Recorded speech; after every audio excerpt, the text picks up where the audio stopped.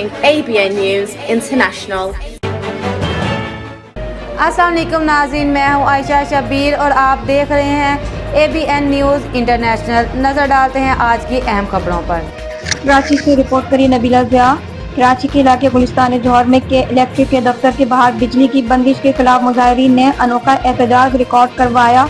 कराची में मंगल के रोज शुरू होने वाले बारिश के सिलसिले के साथ ही शहर के मुतअद्दिद इलाकों में बिजली की बंदिश का सिलसिला भी शुरू हो गया। 3 रोज तक कई इलाके बिजली की फराहमी से महरूम रहे।